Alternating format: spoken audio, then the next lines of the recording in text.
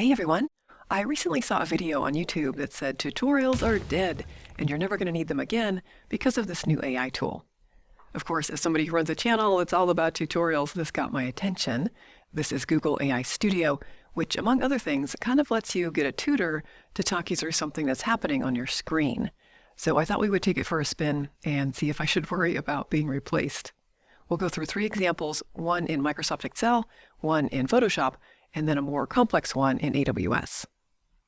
To follow along, just go to aistudio.google.com. This is totally free, at least at the moment, but you do need to be signed in with a Google account. And then you'll want to come into Stream Realtime up here on the left-hand nav. Now, just a big warning before we start. I'm going to be sharing my screen and also recording my microphone, which means that Gemini, Google, is recording all of that. And according to Google, they can use your data to train their model. So please, please, please don't use confidential information. Don't have that up on your screen as you're doing this. Anything that you're showing could potentially be available to the whole world. Okay, so I'm going to start by recording so I can use my microphone to basically talk with Gemini. And then I'm also going to... Okay, sounds good. What are you going to do next? Hey Google, I'm going to share out my screen and I need some help with a few things. So let me share. Sure, I can help with that. Let me know what you need help with once you share your screen. Okay, I'll share my second monitor. All right, I see your second monitor. What do you need help with? The first thing I need help with is Excel. Do you see my Excel spreadsheet? Yes, I can see your Excel spreadsheet. What do you need help with in it? So I need to write a formula that lets me look up the price of a product based on the product ID. How would I do that? Sure, you can use the VLOOKUP function to find the price of a product based on the product ID. Do you want me to explain how to use the VLOOKUP function? Yes, please. Okay, let's start with the VLOOKUP function. In the cell where you want to display the price, you'll type equals VLOOKUP. Then select the cell that contains the product ID you're using to look up the price. After that, add a comma. Then select the range of cells. So the first parameter, what would I use for that?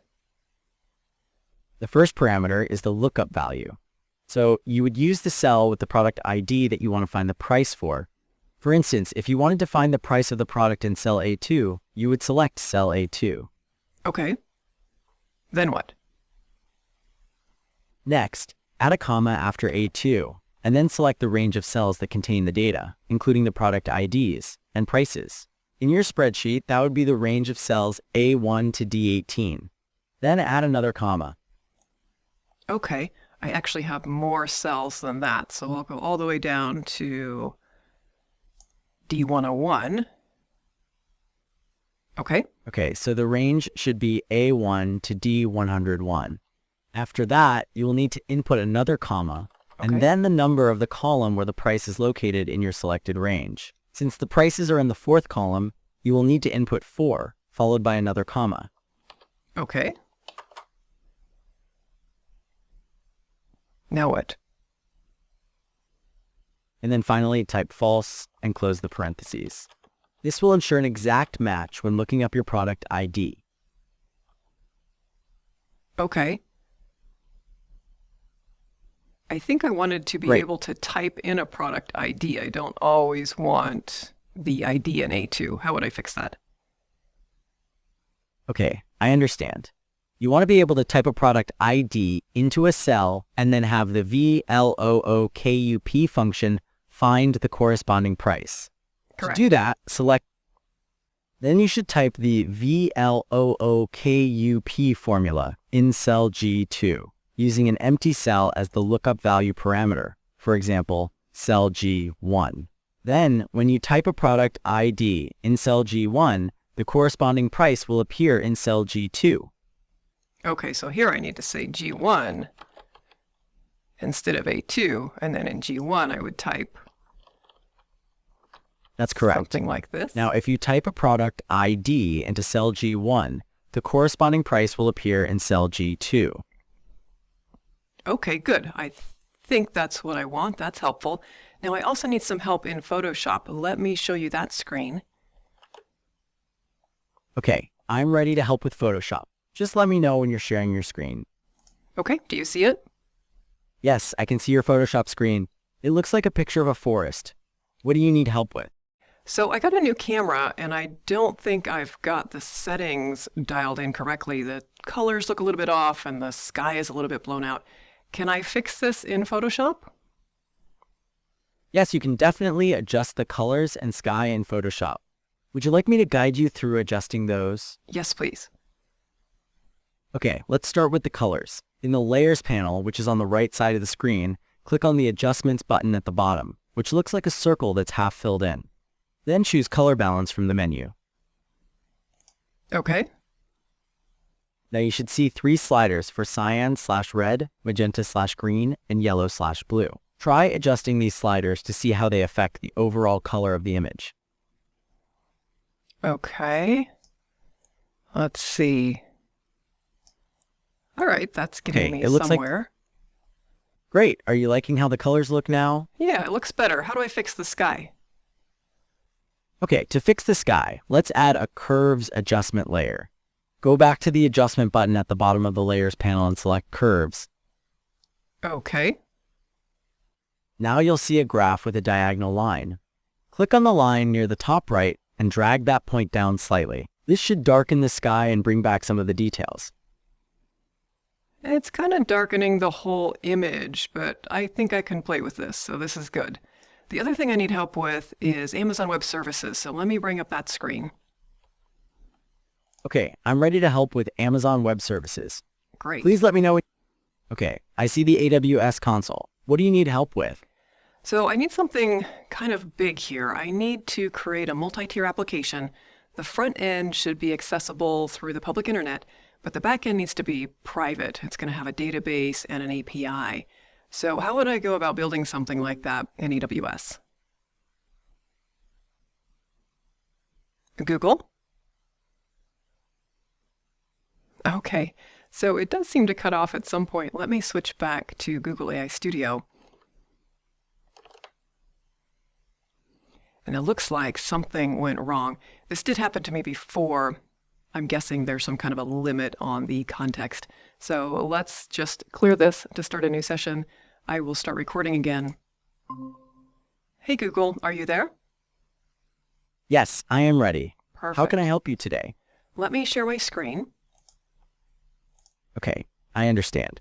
I'll wait for you to share your screen. And I need some help with an app that I need to create in AWS. So it needs to be a multi-tier application. The front end should be available through the public internet, but the back end should be private. It's going to include a database and an API. So how would I do that? Okay, you want to create a multi-tier application in AWS with a public front end and a private back end that includes a database and an API. Is that correct? Correct. Great. To start, you could use Elastic Beanstalk for the front end and a VPC with private subnets for your backend database and API. Do you want to go into more detail about these or other options? Yeah, tell me more about the VPC with the different subnets. Sure. A VPC is a virtual network you create in AWS, and subnets are subdivisions of that network. A public subnet has a route to the internet, while a private one does not. This allows you to isolate your database and APIs from the public internet. Would you like to dive deeper into that concept? Actually, just show me how to create one of those. Okay, let's create a VPC. First, in the AWS console, search for VPC and select the VPC service. Then click on Create VPC to start the wizard. Would you like me to walk you through each step? Can I use an existing VPC? I have a default one. Yes, you can definitely use an existing VPC. If you already have a default one, that works. Are you planning to use the default one, or are you considering creating a new one? Let's do the default. Okay, let's use the default VPC. Now, do you want to proceed with setting up the subnets?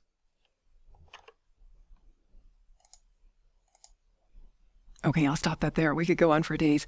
But my overall take, this is very impressive tech. I think we've all become a little bit blasé about all the AI stuff that's coming out, but this is very impressive. And this is only the experimental model, so you have to assume it's going to get better.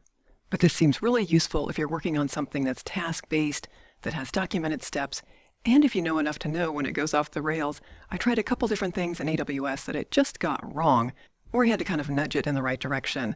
It obviously is not able to write things on your screen or diagram concepts or architectures, which I personally find very helpful when I'm learning something, but it is a solid helper if you're learning new software or you're stuck on a particular task. So that does it for this video. If you found it helpful, give me a thumbs up so YouTube knows to share it with more people, and also consider subscribing to the channel for more content like this. Thanks so much for watching.